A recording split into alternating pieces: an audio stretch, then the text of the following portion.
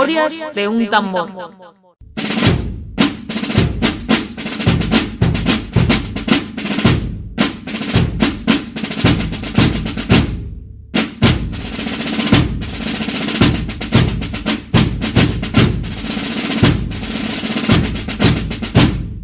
Bueno, pues ya estamos aquí otra vez.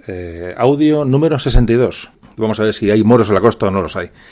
Como siempre, introducción histórica, previa, fundamental, para meternos en harina y ver de qué época estamos hablando. Pero sobre todo hay que hacer mucho hincapié en, sobre todo el siglo XVI, que con Carlos V, que es cuando comienza esta actividad de piratas, de asaltos en el Mediterráneo, sobre todo siglo XVI, siglo XVII, aunque luego continuará otros años, pero este es aquí está el núcleo de la actividad de estos piratas, que como ahora iremos viendo poquito a poco, nos dieron bastantes problemas.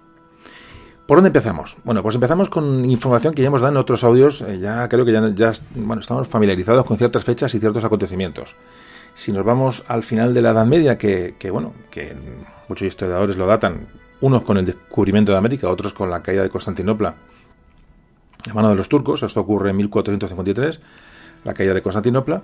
Bueno, si tomamos esta caída de Constantinopla, por ejemplo, como un hecho histórico relevante, hay que decir que este hecho causa una gran conmoción en todo el occidente europeo. Además, cae en manos de los turcos, que es esta civilización a la que se va a enfrentar este imperio español durante estos siglos que vienen por delante. Ya digo, esta fecha, tanto esta como el descubrimiento de América o la toma de Granada, se considera como el fin de la Edad Media. Bueno, tal fue el impacto internacional de esta toma de Constantinopla, de esta caída de la ciudad en manos de los turcos, que se pensó incluso en hacer cruzadas para liberar Constantinopla. Esto no se llegó a materializar, pero para que os hagáis una idea de la importancia que tuvo a nivel de civilización occidental este hecho. ¿Qué ocurre cuando cae Constantinopla? Ya digo, y esto lo hemos hablado en ya varios audios atrás, pues que los europeos van a estar obligados a modificar sus rutas comerciales con Asia. Hay un corte ahora mismo en Oriente, es decir, las rutas van a quedar cortadas por esta llegada del Imperio Turco y hay que buscar alternativas. Además, este poder del Imperio Turco, este poder desde el extremo oriente o extremo oriental de Europa, va a empezar a crecer hacia el oeste y se va a empezar a extender por el Mediterráneo, amenazando a la cultura, digamos, cristiana que a nosotros nos afectan como españoles. ¿Qué hacen los españoles y los portugueses? Pues, como ya sabéis, pues buscan nuevas rutas que van a culminar por parte de Portugal con la navegación bordeando África y llegando a Asia a través del Océano Índico que ellos descubren. Y los españoles, a raíz de estos acontecimientos, van a tirar hacia el oeste y van a descubrir América en 1492. Entonces es el largo proceso de reconquista del que ya hemos hablado varias veces. Esto, como todos sabéis, se produce a final del siglo XV, que esto lo consiguieron los Reyes Católicos. Bueno, y vamos a hablar, seguimos hablando un poco a modo de introducción, de cómo se produce esta expansión africana. Hay que decir que de los tres grandes reinos peninsulares, por el proceso de reconquista, los primeros que acaban la reconquista, y eso también hemos comentado en algunos audios, son los portugueses. Portugal termina antes del proceso de reconquista por el oeste de la península y enseguida se lanza a cruzar el estrecho y va a conquistar Ceuta en 1415. Y se va a empezar a expandir por lo que es hoy el actual Marruecos. ¿Aragón qué hizo? Bueno, pues hizo lo mismo por el Mediterráneo. Conquistaron, prácticamente Aragón tuvo un imperio realmente en el Mediterráneo, Cerdeña, Sicilia, Nápoles, hasta los ducados de Atenas, de Neopatria, es decir, llegaron hasta el otro confín del Mediterráneo por el este, mientras que Castilla, claro, tuvo esa frontera con el Reino de Granada que le impidió dedicar recursos como hizo Aragón o como hizo Portugal previamente. Es decir, Castilla entra con retraso en el proceso de conocimiento de África, del Mediterráneo y de nuevas rutas. Así que, una vez conquistada Granada en 1492, pues el cardenal Cisneros, el personaje importante, le digo, no hemos hablado de él algunas veces, pero de luego se merecería un audio aparte.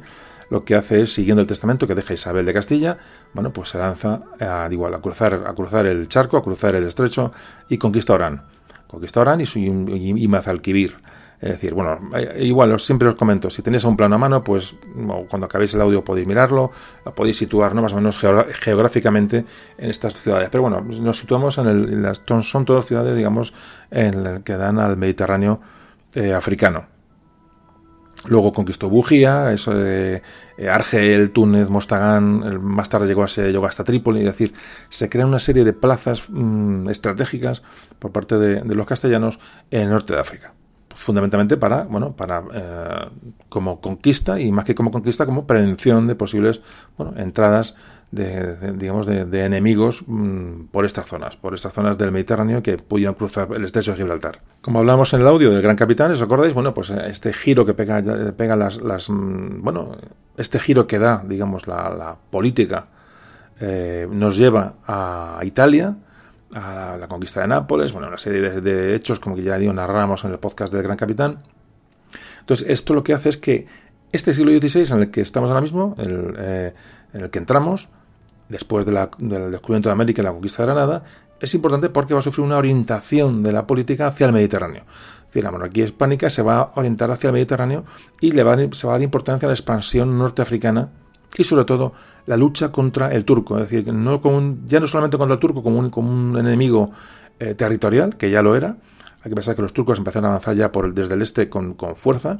Después de la toma de Constantinopla se adentran en lo que es en el corazón de Europa y en el corazón del Mediterráneo. Pero ya no solamente es una amenaza territorial, sino también es una amenaza religiosa. Es decir, seguimos con ese sentimiento religioso de lucha contra el infiel. Es decir, hemos terminado la reconquista y ahora aparece el Imperio Turco por el este, que de nuevo vuelve a motivar a las gentes de aquella época a lanzarse a nuevas campañas y nuevas aventuras. Hay que pensar que el enemigo es diferente. El terreno es diferente, la zona que se llama la Berbería de donde están los berberiscos, la zona norte de África. Ahora vamos a situar geográficamente todos estos conceptos antes de seguir hacia adelante. Todo esto procede ya durante la última etapa de Fernando el Católico, los primeros años de reinado de Carlos V. Si digo Carlos V y además Carlos I de España, V de Alemania, siempre hago la misma acotación. Es que me sale Carlos V, lo siento, Entonces, como hablo muchas veces todo de memoria y todo eso me va saliendo, me sale Carlos V, pues Carlos V, evidentemente es Carlos I de España y V de Alemania, pero como emperador fue Carlos V. Bueno, como decía, estos ideales de Carlos V llevan impregnados, como antes hablamos, ese ideal de cruzada y sobre todo de crear ya una barrera, como antes también comentamos, contra el Islam. Es decir, una barrera ya con plazas en norte de África, reforzando el mar Mediterráneo occidental. ¿Y cómo era el mar Mediterráneo en el siglo XVI? Vamos a hacer porque evidentemente no es el mar que hoy políticamente no es el mar que hoy conocemos. Entonces, ¿qué se vivía en el mar Mediterráneo en aquella época? Siglo XVI, repito, que es cuando comienza este conflicto y este problema. Con Carlos V, los reinos peninsulares, pues ya digo, fueron muy entusiastas, sobre todo en la guerra contra el infiel. Lo que ocurre es que, como hemos hablado también en algunas ocasiones, y creo que se habló en el podcast de los comuneros, que es el anterior, se habla que en Castilla concretamente hay un rechazo a participar en ciertas campañas que nos llegan un poco de rebote en Europa con la llegada de los austrias con Carlos V.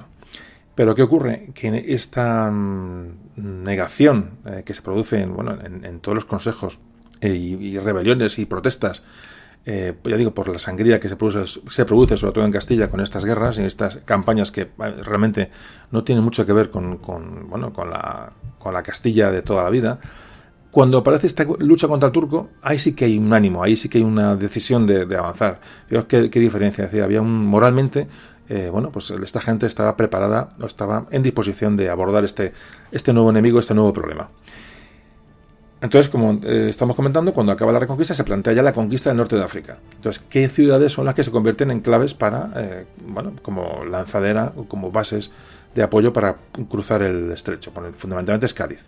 Cádiz es el centro neurálgico de las operaciones y poco a poco se le unen bases como Gibraltar, más tarde Melilla, y de ahí se empieza a avanzar y a crear una red de plazas, una red de defensiva, ya digo, a lo largo de toda la costa norte africana, prácticamente hasta lo que hoy es Túnez. Te digo, esta oposición a los turcos en el norte de África lo que pretende es evitar la entrada a la península de estos pueblos musulmanes y, sobre todo, buscar también el debilitamiento del imperio turco que está creciendo de una manera prácticamente incontrolada al otro lado del Mediterráneo. La década de los 20, es decir, hacia 1520 hasta 1530, es, digamos, es el máximo apogeo que tiene el imperio turco y se van a producir los máximos problemas, máximos enfrentamientos más importantes con las potencias cristianas del occidente.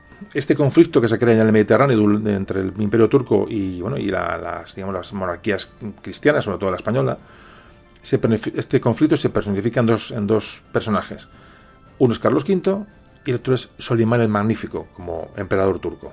Fijaos que nada más llegar Solimán al poder en este imperio turco, en el imperio otomano, tiene dos grandes victorias que realmente resuenan en toda Europa. Uno es la toma de Belgrado, con lo cual está a las puertas de Europa, es decir, a muy corta distancia de los territorios de los Austrias. Recordemos que estamos en territorios que realmente defendían nuestro rey Carlos I, Carlos V, y el siguiente, golpe que se da importante es la ocupación de Rodas, que estaba en manos de los caballeros de San Juan de Jerusalén y que dominaban todo el mar Egeo. Es decir, el Mediterráneo oriental cae en manos turcas, pero ahora se ve amenazado el Mediterráneo occidental, que es lo que nos afecta. Allá por 1497 se establece, se fortifica Melilla como plaza importante en el norte de África y ya hacia 1510 comienzan a realizarse campañas en el norte de África para crear un cinturón defensivo, que impidiera, este avance musulmán y que castigara ya a estos piratas berberiscos que ya estaban apareciendo.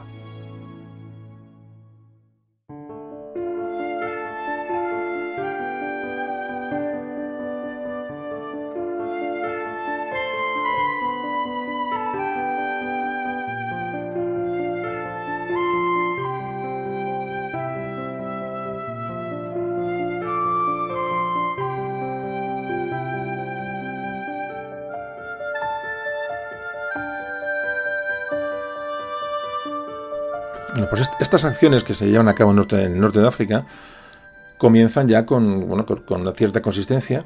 La de mayor envergadura va a ser la toma de Orán en 1509. Te digo, si veis los mapas, veis un mapa, vais a ver rápidamente cómo son plazas fundamentales en el norte de África y estratégicamente muy bien situadas. Se va a tomar el Peñón de Vélez de la Gomera en 1508, se va a tomar Bujía en 1510.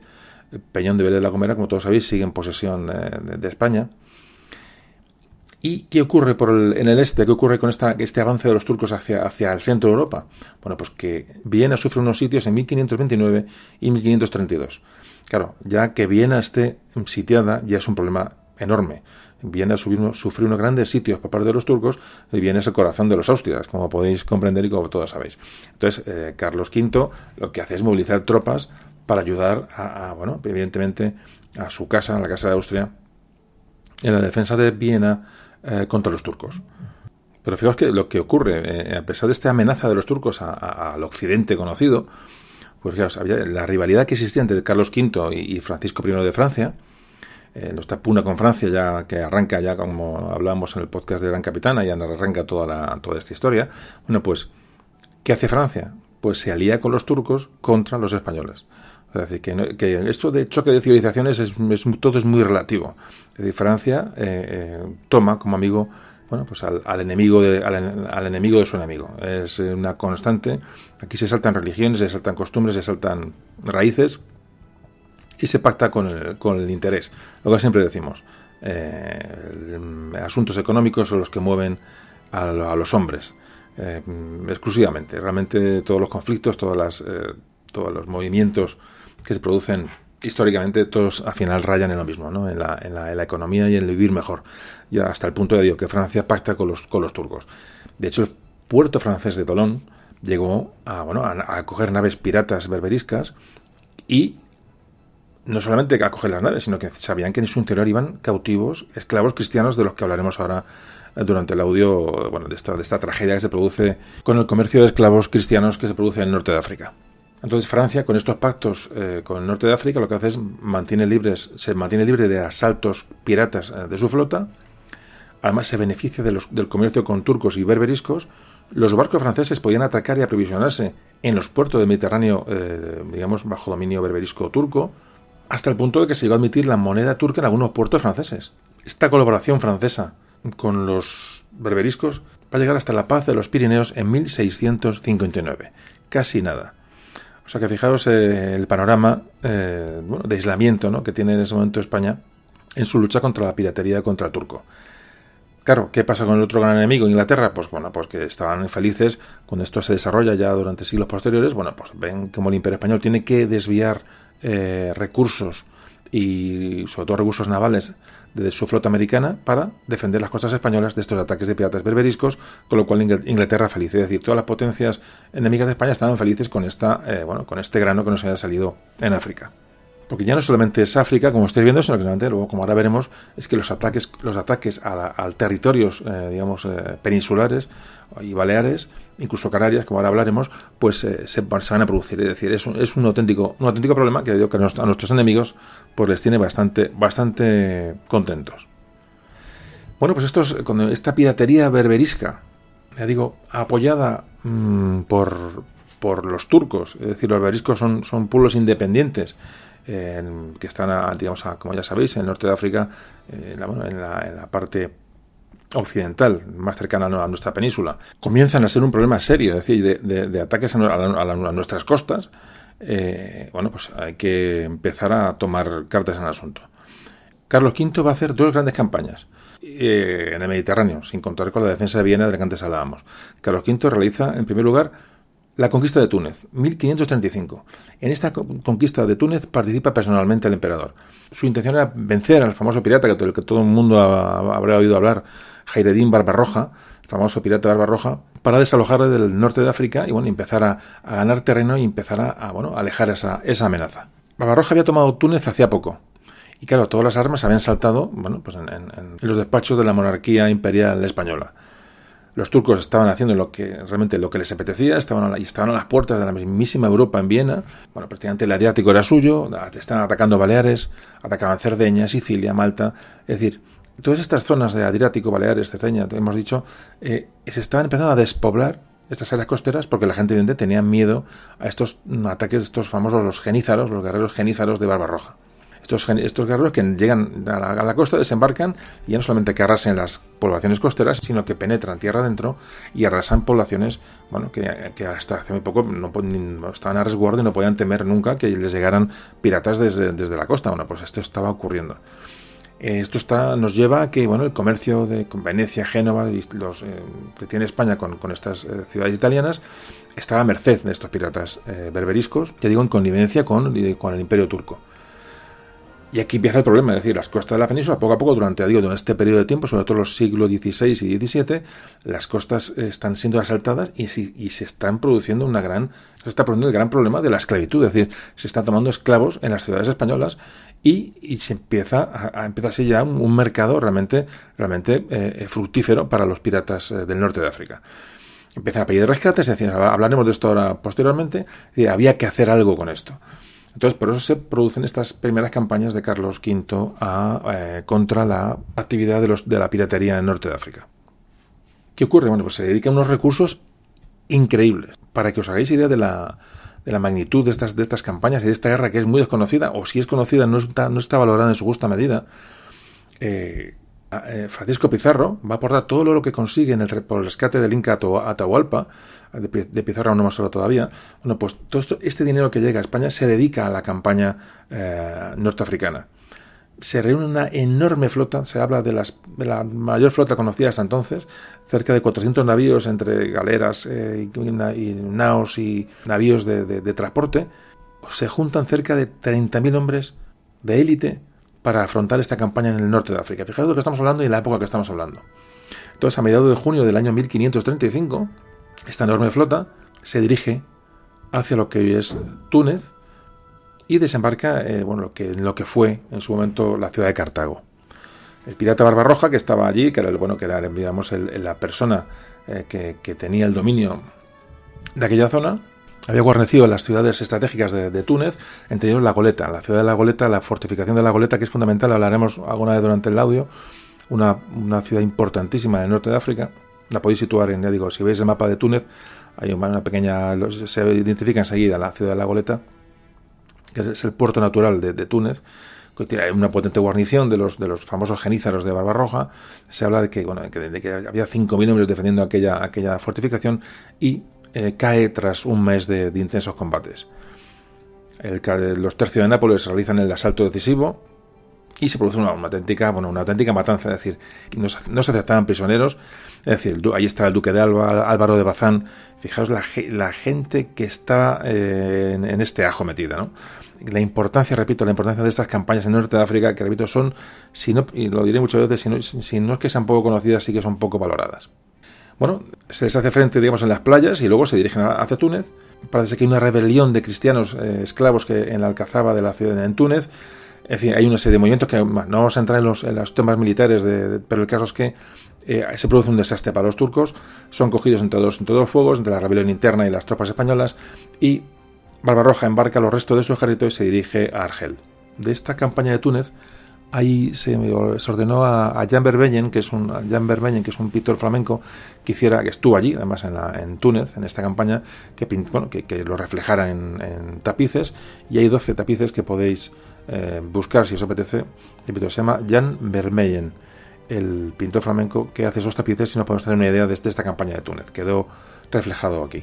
Bueno, pues esto es una victoria, evidentemente, pero se va a producir posteriormente lo que se conoció como el desastre de Argel, la campaña de 1541 contra Argel, y que va a suponer un golpe muy fuerte a todo el movimiento de campañas en Norte de África, y se va a sufrir un parón importante a causa de este desastre. Argel, que era llamada por algunos la ladronera de la cristiandad, es decir, la base naval más importante donde los piratas realizan todos sus ataques contra los barcos que navegan por el Mediterráneo, y sobre todo entre Italia y la península ibérica. Esta campaña contó igual que la de Túnez, se puso a disposición todos los medios militares de los que se disponía. Fijaos que uno de los que responde a esta llamada para este ataque a Argel es Hernán Cortés. Creo que hablábamos de esto en el podcast de Hernán Cortés. Hernán Cortés, que está aquí en la península de uno de sus viajes americanos después de sus aventuras y desventuras. Bueno, pues en 1540 Hernán Cortés está aquí para resolver sus pleitos interminables con la corona, a cuenta del virrey de México, en fin, todo eso que hablábamos de sus pugnas, ¿no?, que tuvo problemas allí. Bueno, pues decide, cuando se entera que hay una expedición contra Argel, acompañar al emperador. Tenía entonces Hernán Cortés ya 56 años, es decir, una edad muy elevada para la época. Acompaña a sus hijos, Martín y Luis, y de su propio bolsillo costea un barco para unirse a esta invasión de Argel. Hacia Argel se dirigen 65 galeras, unos 450 navíos pequeños de transporte, y en cuanto a tropas se calcula que hay unos 24.000 hombres. Una enorme flota de invasión que sufre en un principio ya el azote de las tempestades del otoño. El famoso Andrea Doria, aconsejó que no se pusiera en marcha la expedición, pero parece que al final se pone en marcha en contra de su opinión, y el 25 de octubre de 1541, Carlos I ordena desembarcar a pocos kilómetros de Argel a esa inmensa expedición que lleva, ¿no? El viento, la tempestad, hace que muchas naves no puedan llegar a tierra. Se pierden 150 navíos y 20 galeras en el intento de desembarcar. Fijaos lo que es el desastre. Y los tercios españoles, al mando del duque de Alba, consiguen hacerse fuerte en la costa de Argel como una cabeza de playa, a la espera, digamos, de refuerzos. Siguen empeorando las condiciones meteorológicas, no llegan refuerzos para estos tercios que desembarcan en estas playas cercanas a Argel. Se convoca un consejo de guerra, ¿no?, el emperador, para ver qué se hace entre la situación tan ya tensa y extrema que se está viviendo, y la mayoría de los nobles se inclinan por retirarse de la campaña de Argel. ¿Qué ocurre? Que por eso nombramos aquí el tema de Hernán Cortés, porque lo hablamos en aquel audio. Hernán Cortés, entre otros, estimaban que era una deshonra retirarse en aquel momento y proponen distintas alternativas. Así que el mismo Hernán Cortés se ofrece a encabezar un desembarco mandado por él, fijaos, con 56 años de la época, con un puñado de hombres, y hablaba de desembarcar, que él se comprometía a tomar la ciudad. Realmente, como eran esta gente, ¿no? Entonces él dice, Hernán Cortés, que es mejor intentar seguir hacia adelante que retirar a las tropas que están ya en la playa, porque la retirada podía ser un desorden, podía ser una auténtica escabechina, y se ofrece a intentar tomar la ciudad. Su plan es desechado, prácticamente que ni le escucha el emperador, y se produce la retirada de las tropas que ya desembarcadas ya en las playas de Argel. El repliegue fue un auténtico desastre. Hubo que deshacerse de los caballos, se tuvieron que tirar al agua para hacer sitio a toda la gente que se subía a las barcas de transporte tan pequeñas. Se ahogó gente. Un auténtico desastre. O sea, un medio que pasó a la historia como el desastre de Argel. Fijaos, el tiempo siguió empeorando. Fijaos que el propio emperador, tardó un mes en llegar a las costas españolas desde Argel. Fijaos lo que se penó, evidentemente por una precipitación, una mala gestión de lo que es de la campaña. Y además la fortuna de Hernán Cortés parece ser que se perdió en su barco, que naufragó. Es decir, para Hernán Cortés, que como comentábamos en el audio propio de este personaje, pues fue también un auténtico desastre. El desastre de Argel.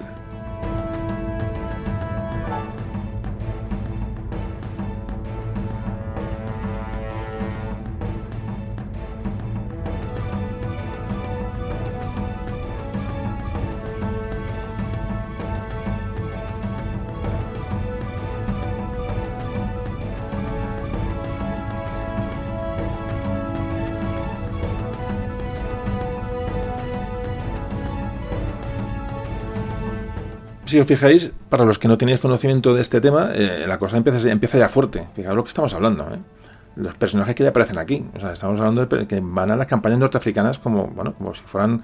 Aquí solamente se conoce Flandes, pero ahora se recuerda Flandes, pero en África hubo una derivación de medios y de hombres que realmente también contribuyeron un poco al desgaste, del imperio durante estos siglos.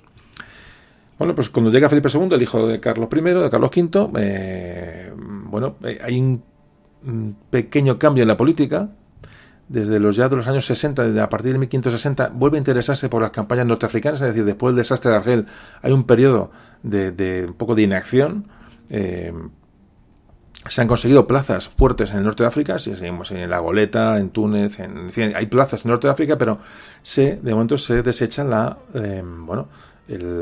opción de seguir atacando plazas piratas, de seguir ocupando territorio y esa defensa, ¿no?, que era, un buen ataque. Esto se paraliza hasta que en la década de los 60, de 1560, llega Felipe II y vuelve a tomar interés por estas campañas en norte de África. Hasta entonces, durante el reinado de Felipe II, lo único que se ha hecho es contacto con los reyes, es decir, pactos, un sistema de pactos para intentar tener, pues una cierta seguridad que nunca llegó a producirse, ¿no? Con los dirigentes de Argel, con todo este mundo berberisco del que ahora hablaremos un poco para ver de dónde nace. En 1559 se produce la paz con Francia, parece que hay un parón bélico con Francia, lo cual genera nuevos ingresos. El propio Vaticano, el Papa, presiona a España para que proceda a poner en cintura a todos estos piratas, ¿no?, que en oleadas están prácticamente dominando el Mediterráneo, incluidas las costas italianas. Entonces Felipe II accede a todo esto y esto va a motivar una nueva oleada de acciones en este espacio mediterráneo por parte de la monarquía española. Se cambia la política de construcción de flotas, es decir, se potencia una flota importante. Parte de esa flota nueva la va a subvencionar el propio Papa, es decir, se construye una poderosa flota durante una serie de años y se organizan ya expediciones como, por ejemplo, lo que se llaman socorros para Orán, es decir, había intentos de las tropas españolas que estaban sitiadas en las plazas norteafricanas llevarles ayuda. Se intenta recuperar Trípoli, que se había perdido. Se conquista el Peñón de Vélez de la Gomera en 1564, por ejemplo. Se lleva también un socorro a la isla de Malta en 1565. Es decir, la política de Felipe II en norte de África realmente es defensiva, como veis. Realmente no se está atacando, se está intentando conservar lo que se tiene.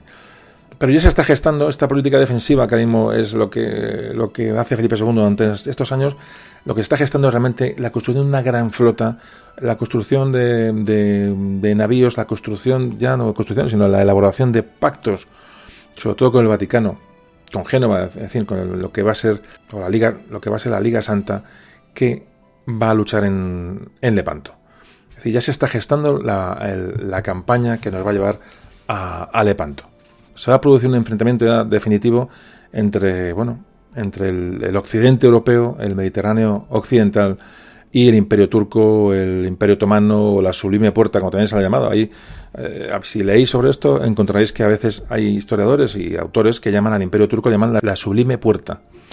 Esto es la sublime puerta, la puerta como un objeto, un objeto físico que era una puerta que en el Palacio de Topkapi en Estambul daba entrada a las dependencias del gobierno del Imperio Turco. Entonces, esta puerta, digamos, llevada de una manera figurada, daba nombre a lo que es la política o al Imperio Turco. Por eso de la sublime puerta. Hoy se puede visitar esta puerta, si uno va a Estambul la puede visitar. Bueno, lo digo por si aparece alguna vez, si leéis alguna vez el concepto de sublime puerta, sepáis que se refiere a los turcos. Y aquí se produce un tema muy importante, y es el levantamiento de los moriscos en el año 1568. Es decir, un levantamiento que no es casual en las Alpujarras. Otro tema que daría para un audio y probablemente lo tratemos, siempre lo digo, claro, no tengo tantas cosas de las que hablar, pero sí se puede dedicar a este levantamiento de los moriscos porque fue sumamente importante y nos puso contra las cuerdas realmente por muchos motivos. Pero digo, no es casual, es decir, había mucha relación entre estos moriscos y el Imperio Turco, con los beberiscos, es decir, había una relación entre ellos, y esta revuelta morisca no es casual, es decir, se produce paralelamente a lo que es la preparación de la batalla de Lepanto y esta campaña que va a enfrentar a las dos grandes flotas en el Mediterráneo oriental. Este levantamiento de los moriscos llevaría posteriormente, en el año 1609, Felipe III, a su expulsión, la famosa expulsión de los moriscos. Bueno, pues fijaos cómo luego esta expulsión de los moriscos va a derivar en que cerca de 300.000 personas fueron expulsadas de España, descendientes de aquellos que llevan ya siglos viviendo en la península ibérica, descendientes de los musulmanes posteriores a la Reconquista. Realmente se les expulsa por muchos motivos, primero por la rebelión y luego porque no se confiaba en ellos de cara a primero se sabía que colaboraban con los ataques berberiscos y de cara a una posible invasión, porque no se descartaba una invasión de África otra vez en la península. Eran gente que se podían ayudar y colaborar y se les suponía un peligro. Entonces se les expulsa. Año 1609, la famosa expulsión de los moriscos. Entonces, ¿qué pasa? Este traslado de moriscos al norte de África, esto ya es posterior estamos hablando de posterior a Lepanto, nos damos un pequeño salto hacia adelante para explicar este tema, de manera breve, porque lo hablaremos en algún audio. Bueno, ese traslado de moriscos al norte de África, pero fijaos si llega a ser importante que el propio Barbarroja son varios Barbarrojas, fueron varios hermanos, pero vamos, el Barbarroja que nos ocupa, que es el más sanguinario, el más potente, digamos, de los que hablamos, este Barbarroja trasladó a Argel a más de 70.000 moriscos españoles. ¿Qué ocurre con este traslado de moriscos españoles a Argel? Pues que se convierte primero en tripulaciones para los barcos piratas, muchos de ellos, pero sobre todo se convierten en informadores, es decir, todos, raro era que era el que no supiera, pues conocía las costas, conocía los pueblos, conocía las carreteras, daba información estratégica para que los piratas cuando llegaran a las costas de la península, pues lo tuvieran todo conocido. Pues estas informaciones de los moriscos fueron claves para que los piratas, una vez que desembarcaban en cualquier costa me da igual, por ejemplo de Murcia, pues llegaran tierra adentro y conocían perfectamente con lo que se iban a encontrar. Ya comienza a prepararse la batalla de Lepanto, de la que hoy no toca hablar porque es un tema enorme, pero como todos sabéis, Lepanto es la gran batalla naval de esta época que va un poco a parar los pies al Imperio Turco en el Mediterráneo. En 1570 hay un corsario, Alucha Ali, toma Túnez, pero toma Túnez a los españoles, pero no se hace con la fortaleza de la Goleta, la famosa fortaleza de la Goleta que resistirá hasta 1574. Repito, si tenéis la curiosidad de mirar en un mapa dónde está la situación de estas plazas, que hablamos de Argel, Orán, Túnez, la Goleta, etcétera, Melilla, Ceuta, todos los que hemos hablado, ¿no? Mazalquivir, Bujía, es decir, todos los que estamos hablando, si las marcáis en un mapa veréis prácticamente, que es una línea, digamos, de ciudades claves y estratégicas prácticamente desde el estrecho de Gibraltar hasta lo que hoy es Túnez. ¿Dónde estamos? Estamos hablando, a ver que he perdido el hilo. Se está preparando la campaña de Lepanto. Felipe II tenía muchos agentes desplegados. La política de Felipe II, aparte de militar, en efecto, era sobre todo una campaña de tener información, una campaña de pactos, una campaña de tener espías e informadores allí que le fueran dando datos para protegerse en un momento determinado. Entonces, fijaos, hago un inciso porque fijaos lo que es tener estamos hablando de 1570 y fijaos que estamos hablando de la batalla de Lepanto en 1571. Fijaos el momento histórico tan importante y tenemos ahora mismo, fijaos, 1571. Vamos a ver que estaba Hernán Cortés ya en la toma de Argel. Es decir, la conquista de América, ya la lucha contra los ingleses, Felipe II, ¿os acordáis? En algunos podcasts hemos hablado de la lucha contra la guerra con Inglaterra, la guerra con Francia, en Flandes. Estamos atendiendo a la invasión turca, digamos, también los Austrias en su propio corazón. Hemos hablado de Viena, estamos hablando del Mediterráneo. Fijaos la dispersión de fuerzas que tiene que hacer, digamos, la monarquía española para atender todos estos problemas. Es que y el de África no es menor. El de África se puede comparar a cualquiera de ellos. Es decir, tenemos Europa y América en llamas, y hay que controlar todo esto, y con pactos. Es decir, cuando Felipe II pacta es porque realmente no tenga fuerzas suficientes para atender tantos frentes. Entonces busca vías diplomáticas y sobre todo negociaciones que van a acabar con la famosa Liga Santa, que van a llevar a las potencias que se fueron allá, sobre todo el Vaticano, Génova, etcétera, lo todos conocéis, que combatieron en Lepanto. Es decir, va a ser la gran batalla que va a enfrentar a las dos potencias, digamos, del Mediterráneo. Pero en el ambiente en el que se mueve la batalla de Lepanto es ese, es decir, que no se dedican todas las fuerzas a Lepanto, es decir, es que tenemos una gran dispersión, y sobre todo en la época que estamos hablando, es decir, se tardaba mucho en trasladar fuerzas, en fabricar barcos, todo muy complejo, y ahora se puede entender por qué el oro que llega, la plata que llegaba de América, pues se perdía en estas campañas, y ya no solamente el oro, sino la cantidad de vidas humanas que se pierden, ¿no? Todo esto durante siglos. Esta parte de la historia es tremenda, porque si no se ve de una manera global, uno no entiende el esfuerzo que se tuvo que hacer.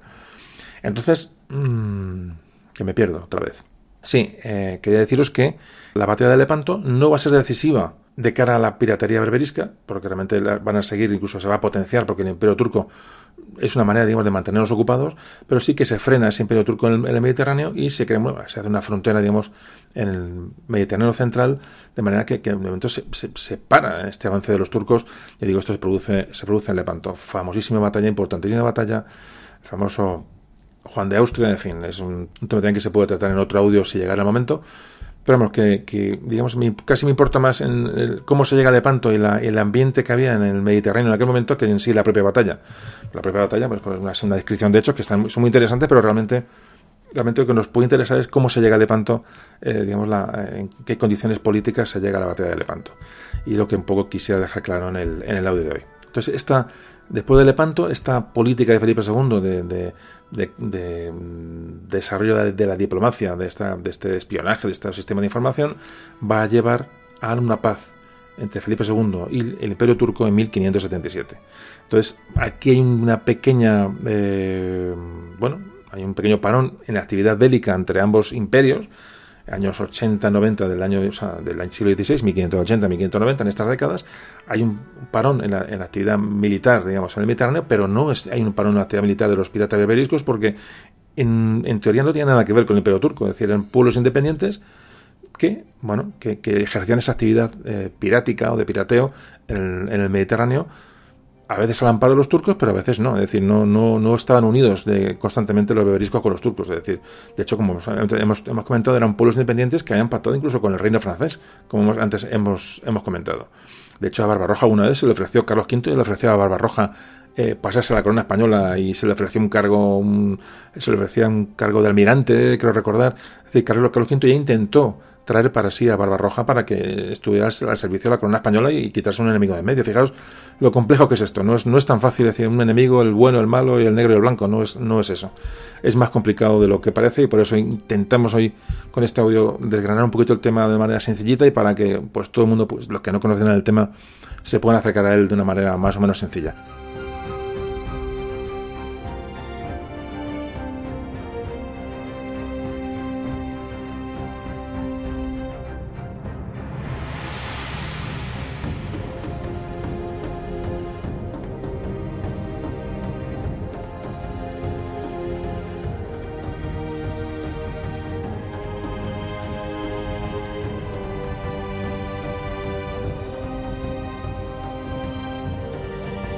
Bueno, pues seguimos hablando del tema de hoy. El pirata turco, el pirata berberisco, los ataques a las costas peninsulares durante tantos años. Bueno, este imperio turco del que estamos hablando, lo que va a hacer es intentar, por supuesto, ampliar posesiones en el Mediterráneo y, evidentemente, esos reinos del norte de África, inestables, lo que se conocía como la berbería, de los bereberes, de los berberiscos. Bueno, es una zona luego que se presta a ello. Entonces, esto que llamamos la berbería, digamos, ¿cuáles son los límites? Como antes hablábamos, geográficamente es una zona que va desde el Atlántico de Marruecos, la zona atlántica de Marruecos, prácticamente desde el Estrecho de Gibraltar, toda la costa norteafricana, que es Marruecos, Argelia, Túnez, Libia, toda esa zona es la que, bueno, se llamó la berbería, los berberiscos. Finalmente la zona es amplia. Cuando se habla de berberisco es una manera muy genérica. Aparte de los turcos que puede haber por allí, ya digo, bueno, intentando pues hacer todo lo posible en contra de la monarquía española, en aquella zona había pues árabes, lo que se denominaban árabes, moros, bereberes y andalusíes. Los españoles de la época sabían diferenciar muy bien entre los diferentes habitantes de aquella zona. De hecho, hablan de moros o bereberes y a ellos lo diferencian mucho de las tribus árabes a los que llaman alárabes. ¿Qué era un árabe para los españoles de la época? Para los cronistas, un árabe era un poco aquellos que conquistaron el norte de África, la península ibérica en su momento, que procedían de Arabia. Estas gentes eran generalmente ganaderos nómadas, vivían con bastante austeridad, sin lujos, y eran gente que tenía la posibilidad, la característica de poderse transformar rápidamente en guerreros en caso de ser necesario. Otro grupo que hemos comentado antes, los moros. ¿Quiénes son los moros? Bueno, es la parte más importante de la población de la zona de la berbería, de los berberiscos, por su carácter estrictamente urbano. Eran gente que vivía en las ciudades y tenían pues una relevancia cultural por encima de otros grupos. El origen de la palabra moro viene de los habitantes de Mauritania, los mauros. Bueno, pues de los mauritanos viene, degenera la palabra moro y así se les conocía, ya digo, a todas estas gentes en aquella época y es la palabra que se sigue utilizando. Fijaos que hasta el término moro se utilizó en su momento como para denominar a un enemigo cualquiera. Es decir, la palabra moro significaba una palabra que tenía el significado de enemigo, viniera de donde viniera. Cuando en las crónicas de la época, de estas épocas, de estos siglos, cuando se relatan los ataques a las ciudades, pues todos los piratas, todos los árabes, bereberes, en fin, todos estos grupos que atacaban las costas se les llamaban moros. Por eso la palabra moro, aunque viene de la Mauritania, realmente deriva en ese coge esa semántica, ese significado de enemigo. Y por último están los bereberes. Los bereberes, que son los antiguos habitantes de África, que habían estado allí desde siempre, ancestralmente, que han soportado pues todo tipo de colonizaciones, de los romanos, de los godos, de los vándalos, de los árabes, de los turcos ahora, y estos dependen del imperio turco. Es decir, los bereberes son los que realmente son los que habitan tradicionalmente aquellas tierras y son los que buscan, en un momento determinado, los pactos con el imperio otomano, el imperio turco. Pero siempre desde un punto de vista de, reinos independientes. Es decir, pueden pactar con unos, pueden pactar con otros. Es decir, son grupos independientes. Esta es un poco la disposición de los habitantes del norte de África en el momento que estamos hablando. Un poco por diferenciar y discriminar unos y otros. Hemos hablado mucho de Argel, de la palabra Argel, donde vivía la familia Barbarroja, que se ha ocupado de la ocupación de muchos puertos de la zona norteafricana. Les digo, son varios hermanos que se van sucediendo, pero es Jairedín Jairedín Barbarroja, que antes hemos hablado de él, es el que va a aglutinar la mayor parte de los piratas musulmanes que están dispersos en todos los puertos de la berbería. Es el que los organiza en flotillas y es realmente este Barbarroja el que realmente va a hacer más daño por su capacidad de organización y por su capacidad de liderazgo que tiene, sobre todos los piratas del norte de África. Este Barbarroja consolida el reino, se hace con muchas riquezas personales debido a la piratería y ante la amenaza, de la monarquía española que la ve venir, toma la opción clara de aliarse con los turcos. Antes comentaba que ya Carlos V había intentado atraer a Barbarroja para sí. Fijamos un poco esa política de alianzas como era muy importante. La ciudad de Argel durante algunos momentos de todos estos periodos que estamos hablando llega a ser parte del Imperio Otomano por pactos. No siempre, hay altos y bajos, pero Argel, que es la ciudad más significativa, pues tiene este estatus. Ciudad independiente, pero durante varios momentos aliada con los turcos. En las crónicas españolas de la época, antes comentábamos que se puede ver que estas gentes, cuando escribían sobre lo que estaba sucediendo, diferenciaban claramente entre los enemigos moros y los turcos. Es decir, cualquier pirata berberisco era moro, pero los distinguían muy claramente de los turcos, es decir, de los ejércitos del Imperio Otomano que a veces se cruzaron con ellos, los diferenciaban claramente. Lo mismo que antes hablamos de la aparición de moriscos, ¿no? Que cuando se les expulsa de la península y son importantes, también ocurrió durante mucho tiempo que todos los andalusíes que iban cruzando el estrecho hacia el norte de África a causa de la presión de la Reconquista, esos andalusíes también se adaptaron en el norte de África, y también hay que hablar de ellos, que antes me he olvidado de comentarlo. Existe también una comunidad andalusí importante, son descendientes, de estos estas personas que cruzan el estrecho de Gibraltar, presionados por el empuje de los reinos cristianos. Un poco a modo de resumen de todo esto que hemos estado hablando, hay que tener en cuenta, como veis, es muy destacable la gran diversidad de grupos humanos que encontramos en el norte de África. Es decir, que no es un grupo común y homogéneo, sino que fijaos la cantidad de matices que podemos encontrar en estos habitantes del norte de África.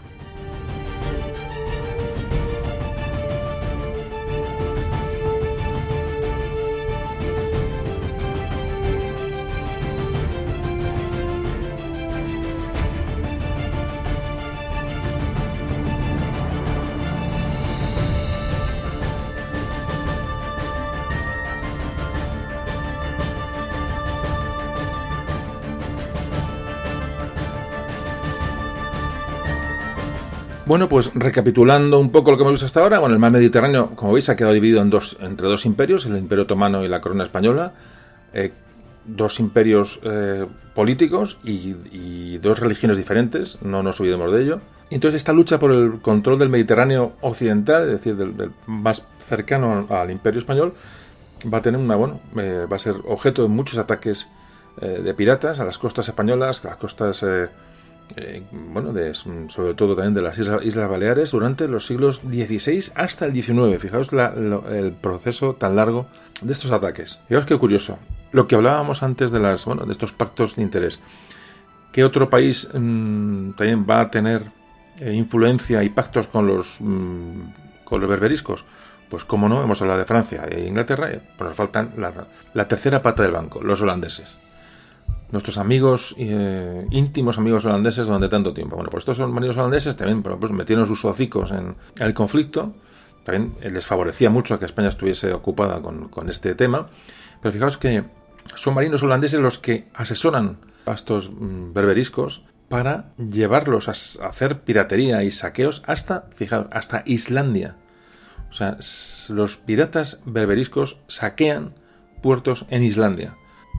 Ya digo que son asesorados por marinos holandeses. Fijaos lo que es un conflicto absolutamente ya internacional del que estamos comentando. Por supuesto, aparte de desgastar al enemigo, al Imperio Español, estos piratas lo que tenían con estas actividades era una forma de vida, obviamente.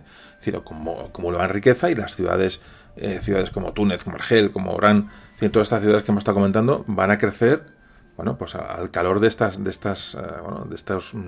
actos de piratería que se suceden, a través de los años. Estas ciudades eran bases donde se abastecían, se reparaban los navíos, se encontraban tripulaciones y, sobre todo, se establecían mercados para vender a los esclavos que iban sometiendo en sus incursiones tierra adentro. Por supuesto, cada vez que los turcos hacían algún tipo de incursión, algún tipo de maniobra, algún tipo de campaña, siempre contaban con el apoyo de los piratas berberiscos. Es decir, digamos que vamos a ver un poco a los berberiscos como aliados independientes en la mayor parte del tiempo del Imperio Otomano. Porque es una manera para ver y resumir un poco cuál era un poco la situación política del momento. ¿Qué zonas de España sufrieron malos durante estos 300 años los ataques de piratas? Pues evidentemente las costas mediterráneas de Mallorca, sobre todo, fundamentalmente Mallorca, la costa valenciana, la costa murciana y todas las poblaciones costeras andaluzas sufrieron estos ataques. Como digo, por supuesto, llegaron hasta las Islas Canarias. En 1593 prácticamente fue invadida Fuerteventura por un ataque de piratas. Lanzarote en 1771, fijaos ya a finales del 18, saquearon también San Sebastián de la Gomera. Es decir, hay muchas crónicas que hablan de saqueos y ataques también en las Islas Canarias. Fue un auténtico desastre, históricamente la existencia de estos piratas formaba casi parte de la vida de las gentes de las costas, con lo cual supuso una huida, un movimiento migratorio de la costa a zonas del interior.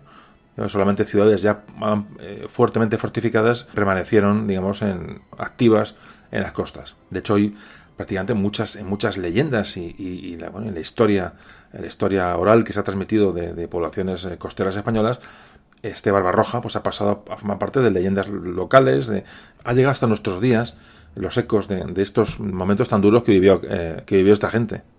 ¿Cómo atacaban los piratas a las...? Bueno, pues era muy sencillo. Atacaban normalmente por la noche, como es normal.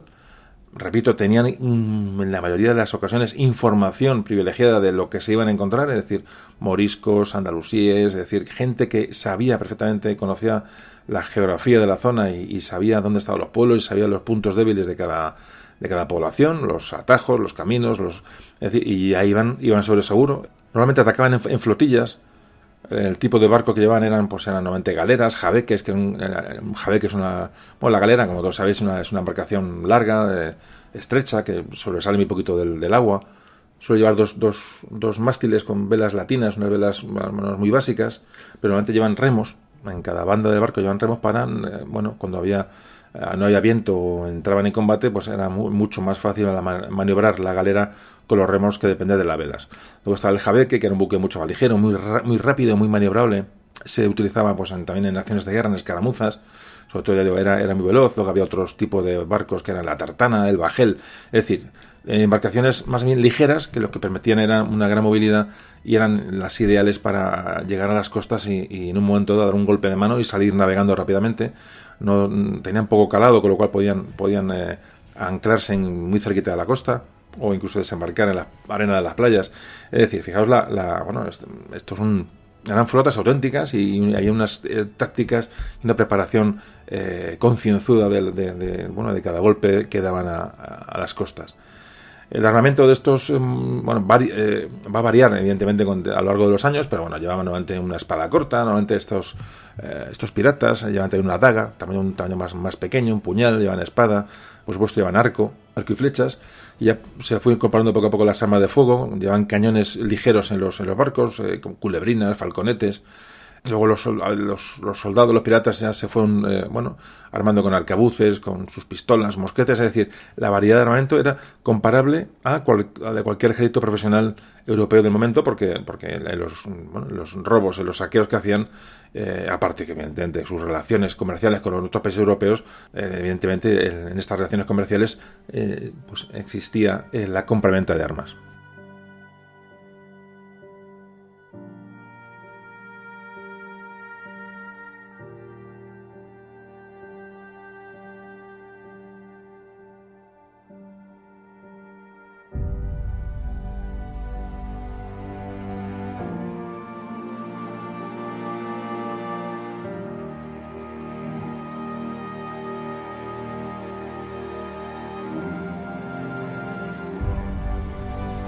A mediados del siglo XVIII empieza a haber una escasez de tripulaciones en los barcos piratas, y lo que se acrecienta es la captura de prisioneros, sobre todo para hacer de remeros en las galeras.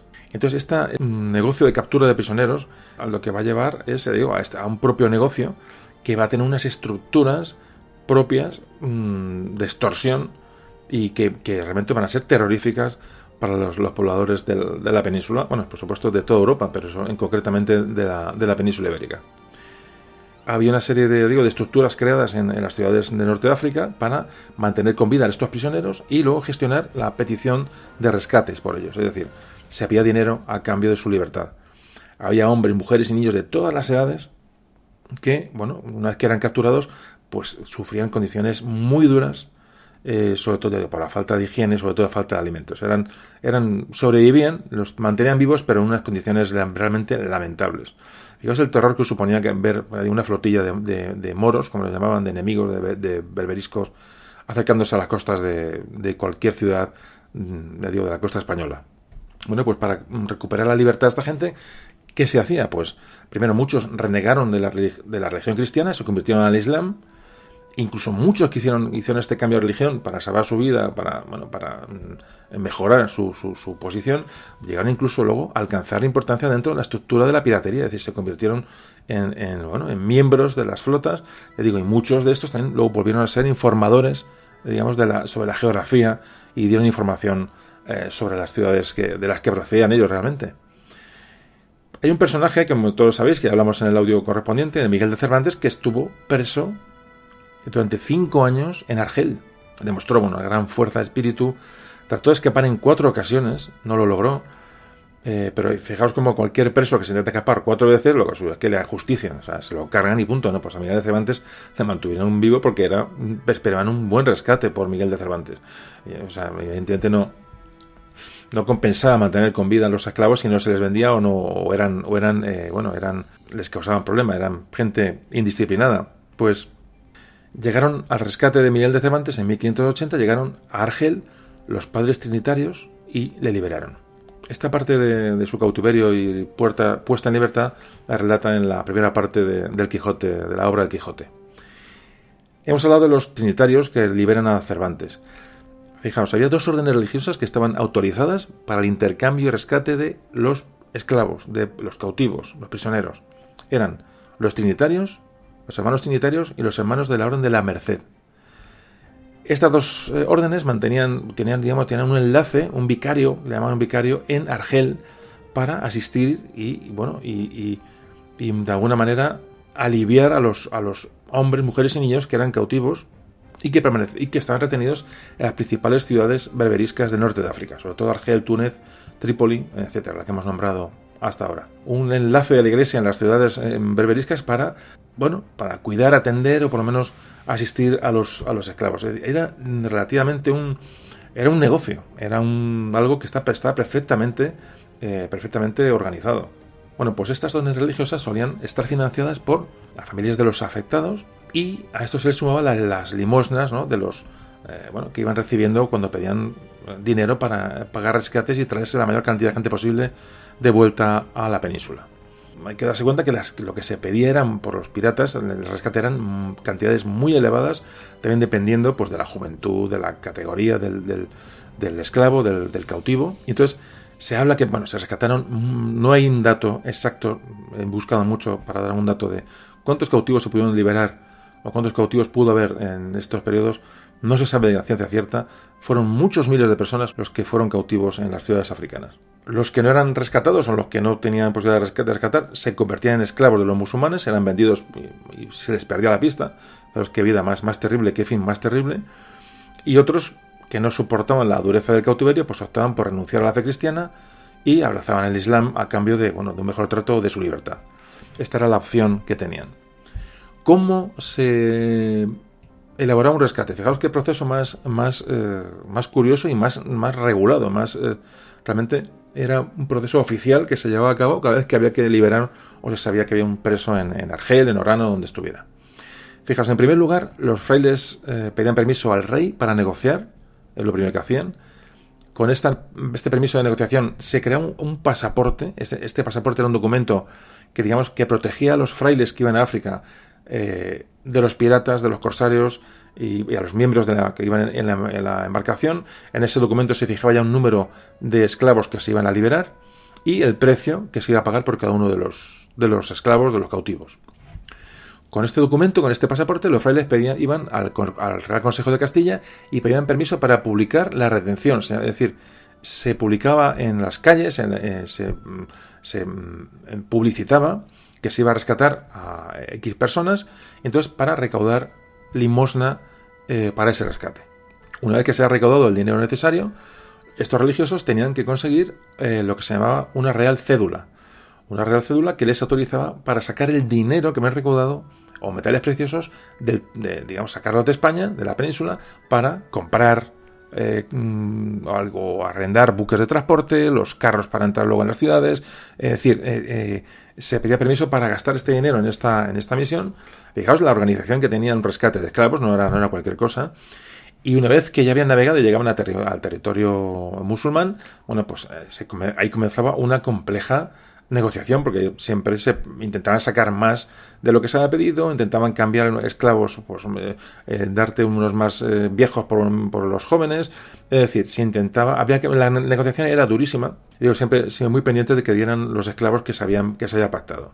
Entonces, durante este proceso de intercambio de pago de rescate, iba un escribano real en la expedición se llamaba el escribano real de la Redención, y este escribano estaba obligado a llevar un libro de una contabilidad diaria de cada operación, en la que se hacía constar, pues, de una manera detallada, las actividades, digamos, de la contabilidad, el dinero que se pagaba por cada rescatado. Se llevaba un control exhaustivo de las personas y el dinero. Pero qué cosa más curiosa y qué horripilante, ¿no? Que realmente, fijaos, esto duró muchísimos años. Duró muchísimos años.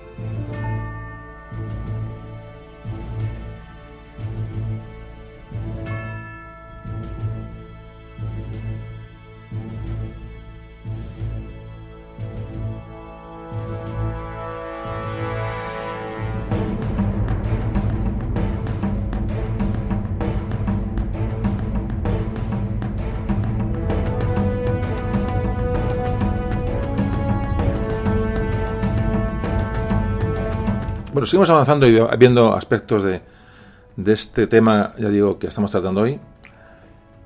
Existían ciudades españolas, plazas, en el norte de África, que fueron conquistadas por la corona española, y estos emplazamientos tenían gran importancia militar y estratégica, porque lo que hacían era vigilar, informaban, incluso impedían aún la llegada de expediciones berberiscas a la península. Es decir, daban avisos a veces de que han visto una expedición, una flota que salía. Es decir, estas ciudades que bordeaban la costa africana eran pocas, pero estaban estratégicamente muy bien colocadas, y era un poco una primera línea defensiva ante este movimiento de piratas.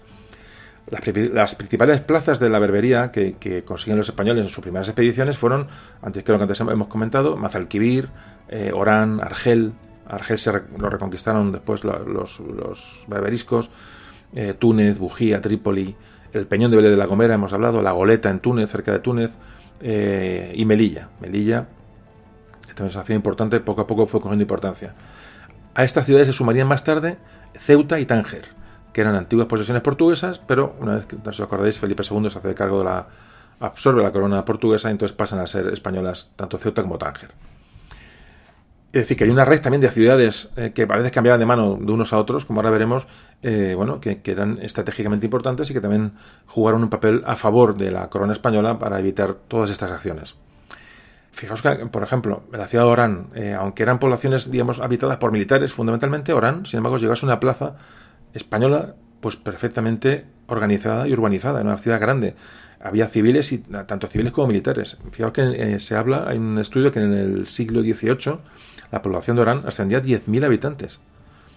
Es una ciudad grande y además no solamente habitada por militares.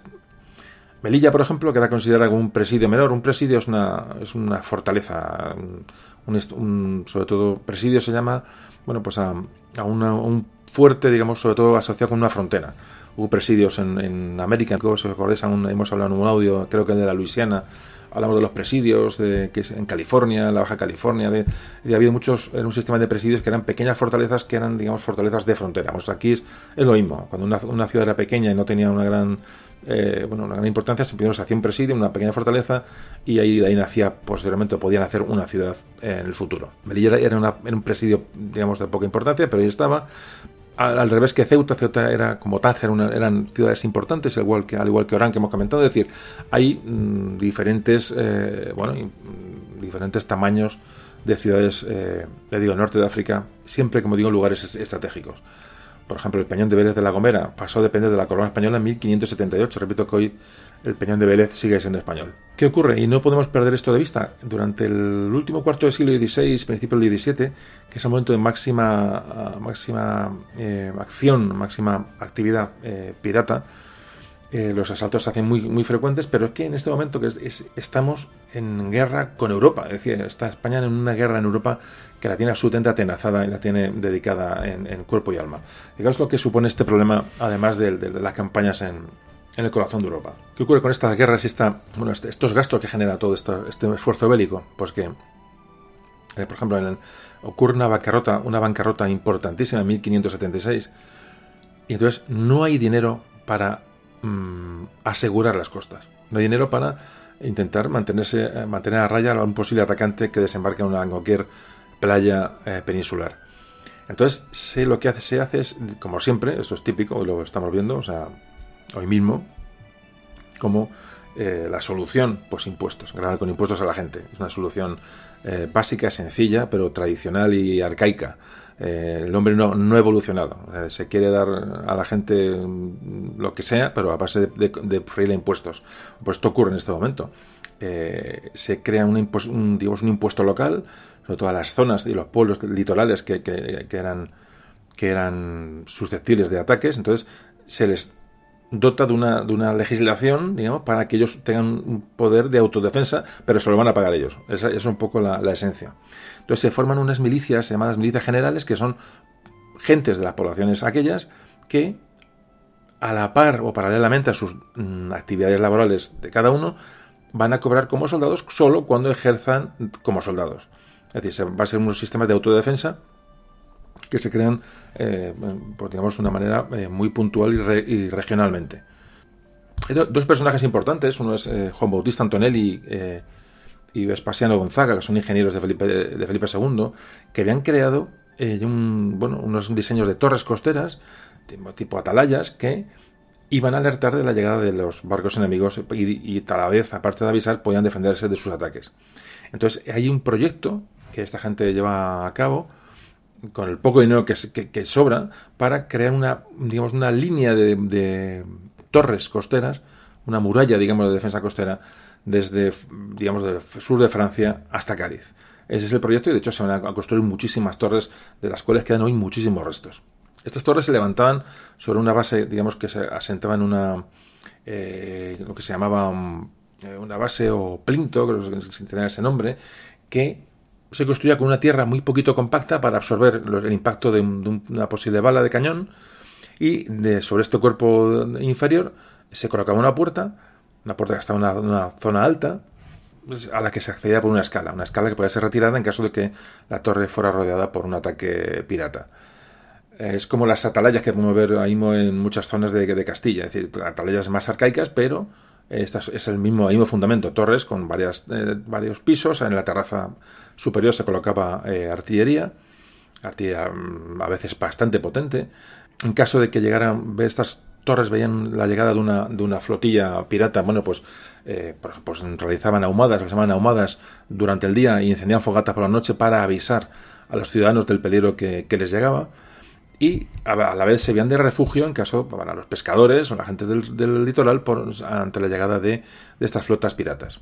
Yo digo que son el elemento precursor de estas torres son las atalayas, digo, que todos conocéis, que se pueden ver por muchos sitios, que son torres de piedra que empezaron a construir prácticamente en tiempo de los romanos y cartagineses, y que los árabes pues las dieron bastante valor, y se construyeron muchas torres, muchas atalayas en la península para proteger las diferentes fronteras en tiempo de la Reconquista. Bueno, pues estas torres, que eran auténticos mini castillos, por ejemplo, en las Baleares podéis ver muchas torres que siguen en pie, auténticos, pequeños castillos, incluso se pueden visitar, son impresionantes. Entonces había un sistema de torres en el litoral, pero también un sistema de torres que se llamaban torres postlitorales, que tenían la función de avisar, de hacer que ese aviso fuera penetrando tierra adentro, porque con el tiempo, con la información que estos piratas tenían cada vez más concreta y más precisa, atacaban ciudades muy en el interior. Entonces había que avisar desde la costa que fueran rápidamente los avisos hasta las ciudades del interior, para que la gente se pudiera poner sobre seguro. La verdad que la vida muy complicada, como estáis viendo. Al comienzo del 18, y seguimos avanzando, porque vamos a hablar un poco de una manera un poco genérica, al comienzo del 18, es decir, prácticamente 3 siglos después, o 2 siglos y pico después de comenzar esta actividad, empieza a decrecer la actividad pirata en el Mediterráneo, como es lógico. Pero ¿cuándo va a tener un pico? ¿Cuándo va a tener un incremento? Pues cuando se produce en España la famosa Guerra de Sucesión, cuando van a entrar los Borbones en el trono español en detrimento de los Austrias. Pues en esta guerra que España se mete de lleno, pues esta la hace más vulnerable. Los medios que se pueden dedicar a la defensa de las costas es prácticamente nulo, y aprovechan para tomar la ciudad de Orán y la ciudad de Mazalquivir. Durante la Guerra de Sucesión Española, los berberiscos aprovechan para tomar estas ciudades que evidentemente están más desguarnecidas. Pues esto ya hablamos en pleno siglo XVIII. porque ya con Felipe V, con el primer Borbón en el trono, se va a hacer una expedición importantísima a Orán, para recuperar Orán, que se acababa de perder. Fijaos la importancia estratégica de estas ciudades, poco hablando de la gran expedición, que ahora vamos a hablar un poco sobre ella, que se envía para reconquistar Orán.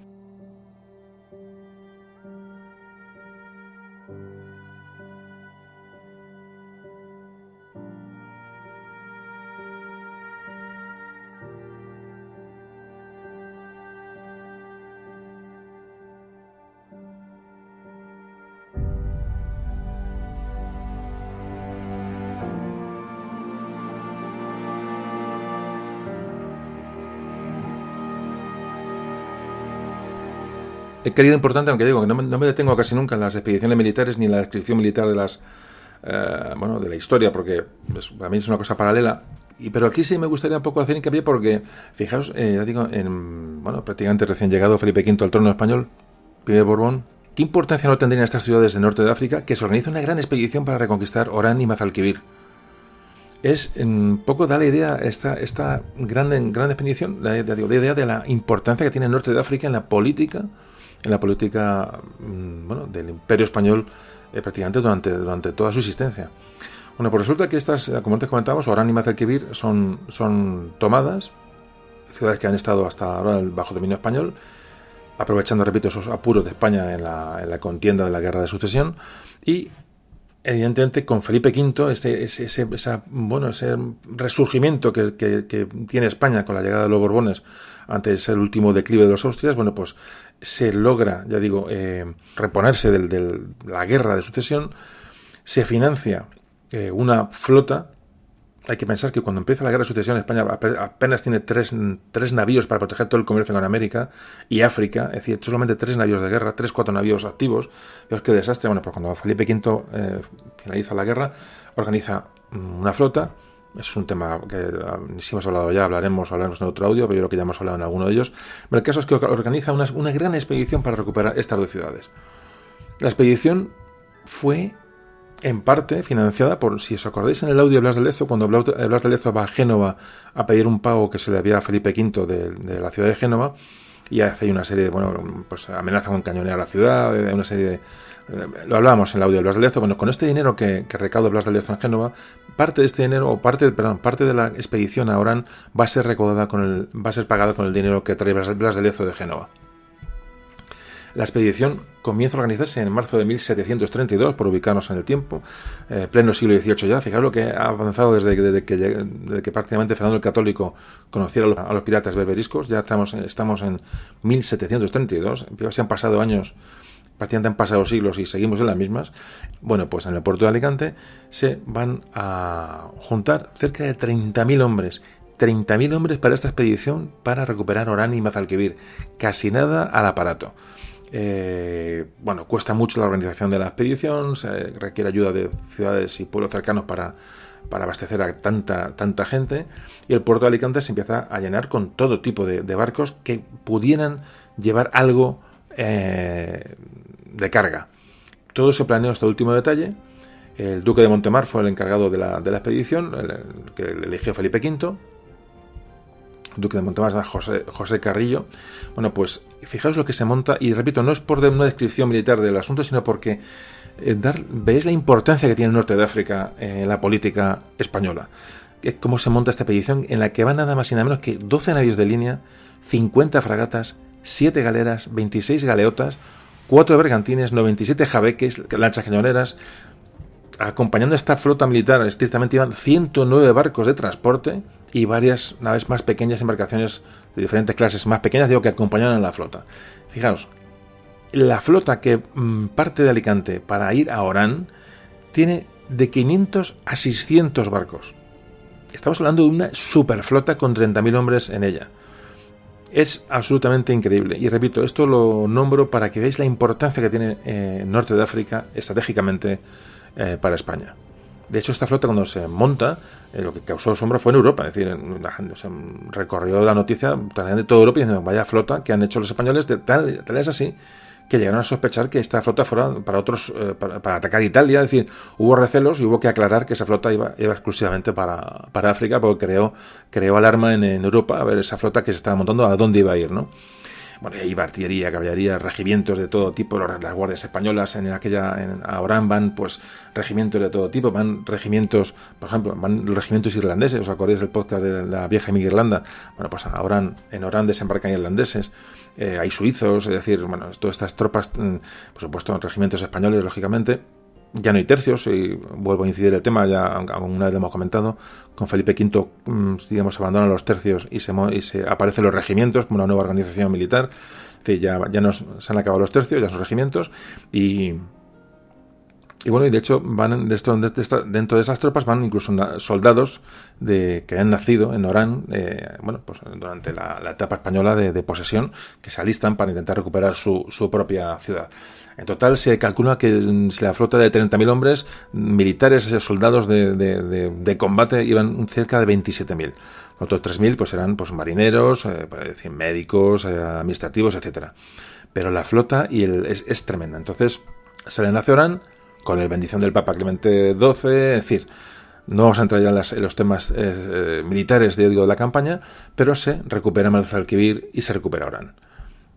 Hay que decir que una vez que se recuperan estas dos ciudades, sufrieron luego un asedio intentar recuperar los berberiscos, intentan recuperar Orán concretamente, atacando Orán con 10.000 soldados, cuando la guarnición que dejó allí los españoles no era muy numerosa. Hubo muchas bajas, es decir, fijaos la cantidad de sangre y recursos que se quedan en el norte de África para luchar contra los berberiscos. Es tremendo, y comento esto simplemente porque veamos la importancia que tiene para luego, cuando hablamos de la política española en Europa, en Flandes, en Italia, etcétera, etcétera, etcétera, sabemos que este problema estaba ahí siempre enquistado. Es decir, además tenemos África. Tenemos África como un problema, ya digo, y una fuente de salida de recursos, tanto económicos como humanos, ¿no? Lo que se pierde en el norte de África. Aquí, bueno, en este ataque que se hace sobre Orán, cuando se manda también a nuestro personaje Blas de Lezo a socorrer Orán, se le manda con una flota para intentar llegar a Orán y socorrer con hombres y con provisiones a las tropas que defendían Orán. Es decir, es otro de los hechos bélicos importantes que realiza Blas de Lezo, este personaje tan importante y hoy día tan popular. Bueno, popular para los que nos gusta la historia y tenemos un poco de interés. Para otros no, pero bueno, creo que vosotros todos sabéis quién es Blas de Lezo de sobra, aparte que le dedicamos un audio en su momento. En el caso que Blas de Lezo se enfrenta a unas galeras argelinas que le salen al paso y las derrota y abastece la guarnición de Orán. Esta ayuda la permite continuar su vida normal, más o menos, que se mantendría, pues se mantuvo Orán hasta el año 1792. Se mantiene bajo control español, es decir, bueno, esta es una de las digamos, hechos bélicos importantes. Antes de nada, quería hablaros de un personaje que alguna vez he pensado dedicarle un audio. Creo que podemos hablar de él de una manera así, somera, pero quería dedicarle un espacio a este personaje. El personaje se llama Antonio Barceló. Barceló es un marino español, un oficial de la Marina que, aparte importante por sí mismo, por su valor y por su valor militar, su valor que tuvo para nuestra historia, aparte de por eso, es porque nace de estos problemas mediterráneos de lucha contra la piratería berberisca. Fijaos, Barceló, que fue un poco ridiculizado, denostado por muchos oficiales de su mismo rango, porque siempre se le achacó que tenía orígenes muy humildes, es decir, no era un militar de alcurnia, ni era un militar con la típica endogamia militar, ¿no? que tenían estos ejércitos de la época. Antonio Barceló accedió al ejército de una manera, cuento muy por encima el personaje. Nació en Palma de Mallorca en 1716. Por su padre se ofrecía a participar voluntariamente en una expedición española que se iba para tomar Cerdeña, fijaros, en pleno de estas guerras, ya digo que es una guerra continua, el siglo XVI, XVII, y XVIII y todos los siglos han sido guerras continuas, como podéis ver en nuestra historia. Y cuando no nos pegamos con el de al lado, nos pegamos entre nosotros, con lo cual la guerra ha continuado siempre.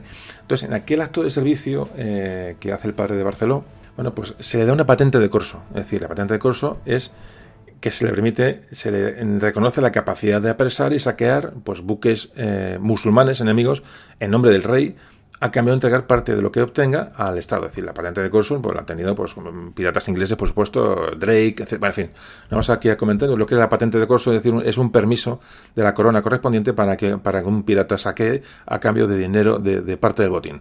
En la época era lo más normal. Y esto sucede con el padre de Barceló. Entonces se le permite, aparte de esta patente de corso, se le permite prestar servicio, mantener un correo entre Mallorca y Barcelona, es decir, un enlace con un barco para llevar correo y personas en transporte de Mallorca a Barcelona. Todo esto a cambio, por agradecimiento a ir voluntariamente a la campaña que hemos comentado. Bueno, pues cuando el padre cuando este hombre muere, su hijo, Antonio Barceló, que tiene 18 años, pues hereda, digamos, el negocio que tienen de transporte de correo de personas.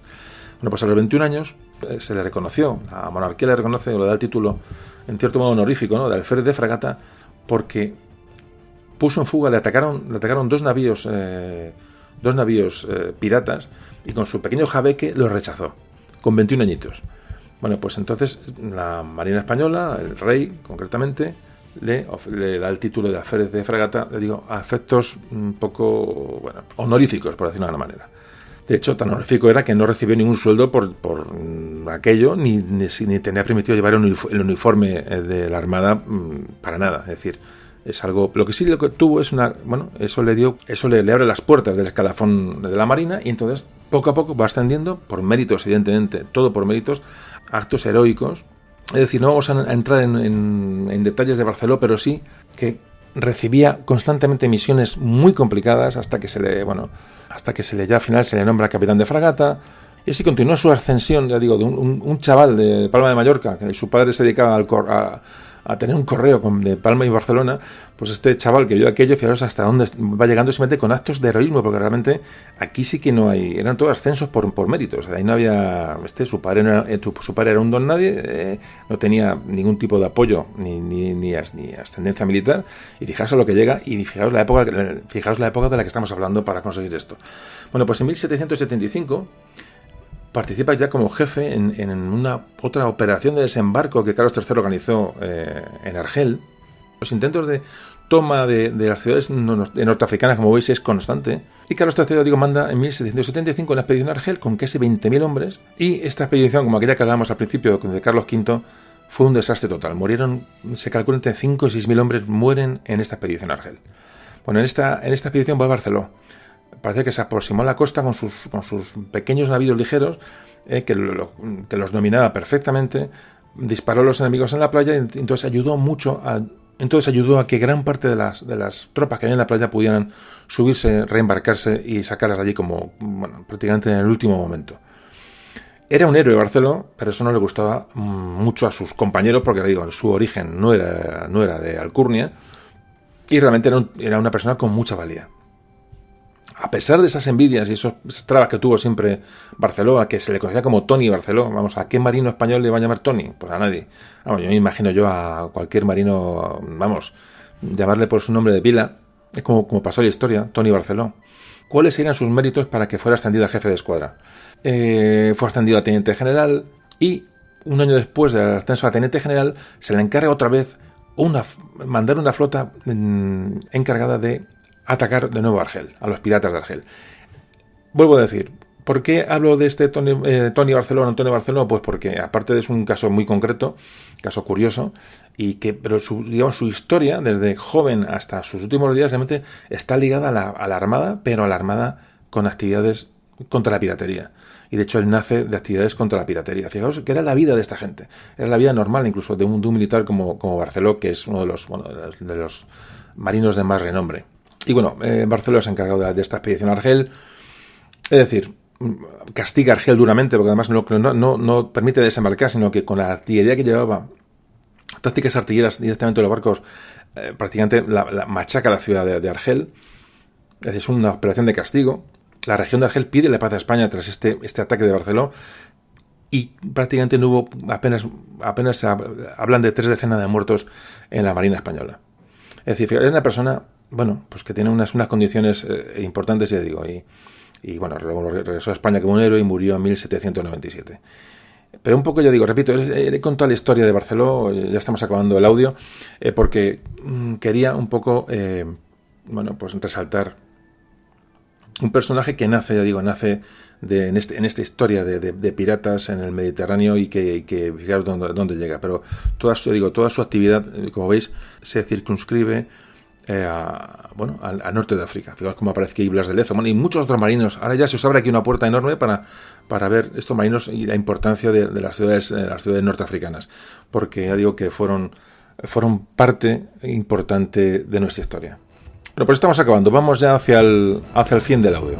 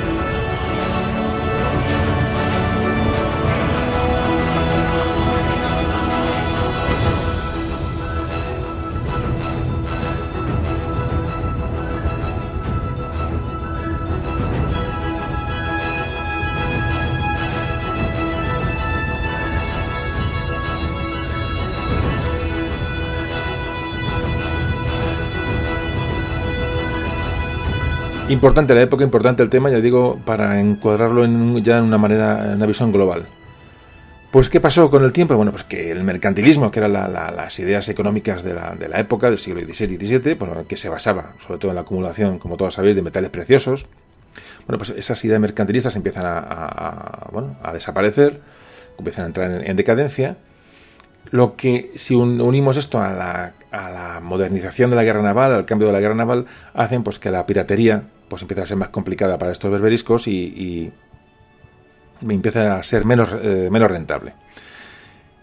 Empieza a desaparecer, empieza a decrecer. Al comienzo del XIX, fijaos, al siglo XIX estamos hablando, fijaos de cuando hemos empezado a hablar de esto, tanto los ingleses, los franceses y los Estados Unidos, que ya existen, deciden dejar de pagar tributos a los reyes berberiscos, que también les pagaban. Fijaos en la potencia de estos pueblos del norte de África, y ya les dejan de pagar tributos y empiezan a hacer campaña de castigo contra Argel, que es la ciudad, digamos, la capital un poco de todo este entramado pirata, ¿no?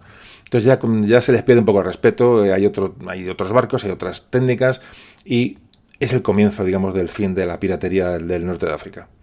Ya en el siglo XIX, en 1816, los piratas argelinos vieron destruida prácticamente su flota en un encuentro con potencias extranjeras, y ya en 1830, digamos, libran su última batalla, en que son derrotados por la Armada francesa, que tomaría Argel y usaría esta ciudad de Argel como punto de partida para crear la famosa colonia de Argelia ya durante el siglo XIX y siglo XX. Todo nace, digamos, de aquí, de la derrota de Argel a manos de la flota francesa.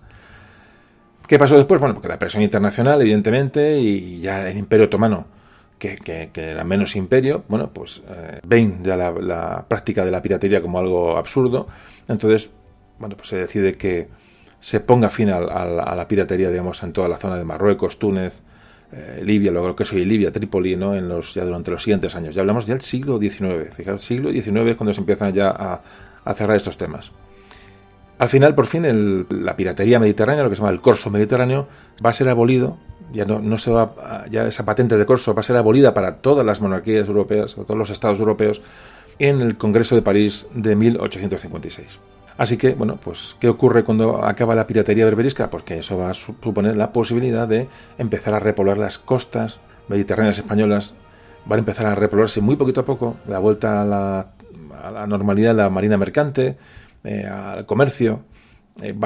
Esto va a producir, bueno, pues un relanzamiento de lo naval, de los mercados, y que prácticamente esto va a tener ya hasta finales del XIX, pues va a ser la normalidad, ¿no?, de un comercio por el Mediterráneo sin miedos, ataques de los piratas del norte de África.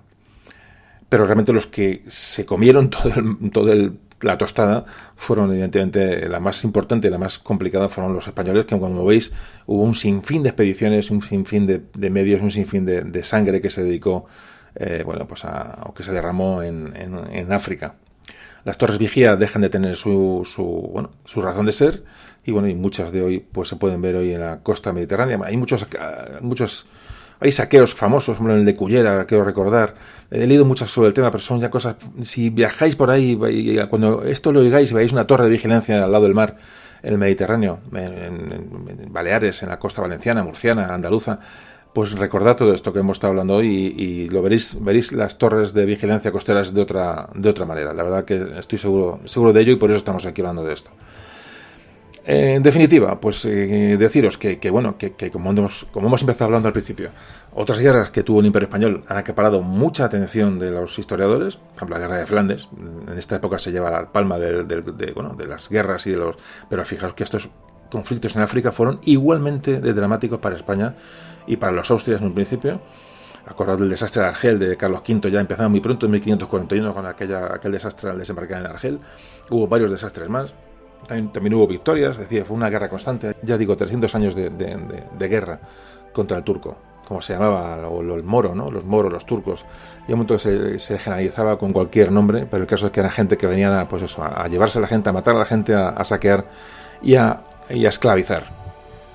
Dos hechos importantes son la defensa de Malta y la batalla de Lepanto. Por lo menos supusieron al menos que hubiera un punto de inflexión en el conflicto del Mediterráneo, es decir, dividen el Mediterráneo en dos, separa al Imperio Turco, pero hay que ver que Lepanto es una victoria, pero no supone no es un hecho que vaya a parar la piratería, para nada. Los ataques sobre la zona, ya digo, de la zona de Valencia hasta la zona, digamos, granadina, ¿qué van a producir? Los mismos ataques produjeron una falta de personas en la costa y en las cercanías de la costa. Es decir, va a haber una falta de desarrollo agrícola en la zona, que se va a ver muy agravado luego con la expulsión de los moriscos durante el reinado de Felipe III. Es decir, en esa zona sureste española se perdió el 60% de la población agrícola, y muchas zonas del sur peninsular sufrieron ese déficit de población, ese déficit de alimentación, ese déficit, digamos, de lo que haya sido esas zonas tan ricas durante toda su historia. Pero lo importante que es la presión berberisca y luego la expulsión de los moriscos, viene en la misma bolsa los dos temas, son paralelos, y tanto la acción de los moriscos como los piratas berberiscos vienen lo mismo, porque como antes comentábamos, cuando se sublevan los moriscos en la península, es previo a la batalla de Lepanto. Es decir, había una sincronización de hechos para intentar debilitar a la corona española. Bueno, pues todas estas cosas estamos hablando, pues si las entendemos, ya digo, de una manera global, entenderemos un poco la importancia de estos hechos. Entonces, como antes decía, se abandonan las costas del Mediterráneo, importantísimo, y las poblaciones más importantes pasan a ser de interior. Fijaos lo que supone demográficamente y socialmente la existencia de estos piratas y la dificultad para defenderse de ellos. Fijaos la fuerte del azote de estas incursiones, que incluso las poblaciones del interior, cuando la gente del interior que se iba hacia adentro, se instalaba en las alturas. Ya no solamente iban kilómetros tierra adentro para defenderse, sino que se instalaban en alturas. Es decir, los ataques llegaban ya tierra adentro durante muchos años. Comento otra vez lo mismo, la huerta valenciana, que era riquísima, muchos campos se quedaron abandonados, campos sin cultivar por miedo a los piratas berberiscos. Y bueno, resumiendo, que la amenaza de estos piratas incidió enormemente en nuestra historia, que fue un eterno frente abierto que obligó a enormes esfuerzos, obligaron a España a dividir sus fuerzas, muy importante, tanto las guerras en Europa, el descubrimiento de América, toda la gestión americana, hubo que dedicar muchos medios y sobre todo flota al tema norteafricano, y por supuesto no olvidar el tema de la esclavitud. Durante estos 200 años que duran esta actividad en el norte de África, más el Imperio Turco, se calcula que más de 1 millón de europeos acabaron como esclavos. Argel llegó a tener en alguna época casi 30.000 esclavos en Argel. En Argel se llegaron a reunir 30.000 esclavos. En fin, y muchos, por supuesto, procedentes de España. Es grave el tema, importante, y vale la pena conocerlo. Así que bueno, ya acabando, decir que el terror se extendió en las costas españolas durante 3 siglos, saqueos, muertes, esclavitud. Todo esto acompañó a la vida de las gentes más próximas al Mediterráneo.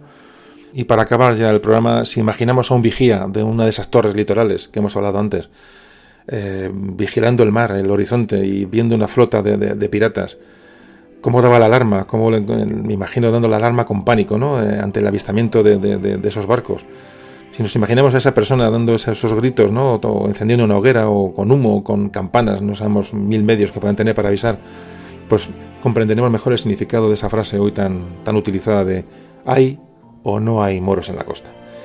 Bueno, espero que os haya gustado el audio, espero que hayáis metido todo esto que hemos visto hoy en lo global de la historia. Veis cómo es un tema que atañe mucho a varios siglos, y creo que era importante tocarlo, no por desconocido, que creo que se conocía el tema, sino por bueno, la poca importancia que se le da cuando se habla de historia. Realmente se habla de muchas guerras, de muchas cosas, pero del norte de África, el norte de África está bastante olvidado, y es fundamental para entender estos siglos de nuestra historia. Amigos, nos vemos pronto en un nuevo audio. Gracias por estar ahí. Como siempre os digo, esto ahora solo podéis contar a la gente, sería lo mejor. Extended todas estas cosas, contarlo a vuestros chavales, a vuestros amigos, a vuestros familiares. Si vais por la playa, si veis una torre costera o no costera, cuando estéis en la playa, pues en un chiringuito, pues le dais la brasa a alguien con esto. ¿Os imagináis que ahora parezca hay les conté la historia, que saqueaban, que cogían esclavos, que todo esto que hemos hablado hoy, pues puede ser una conversación de un chiringuito de playa perfectamente. Es lo que tenemos que intentar, aunque a veces nos tachen de raros. Lo dicho, un abrazo fuerte a todos, y a ver si pronto nos vemos en un nuevo audio. Un saludo.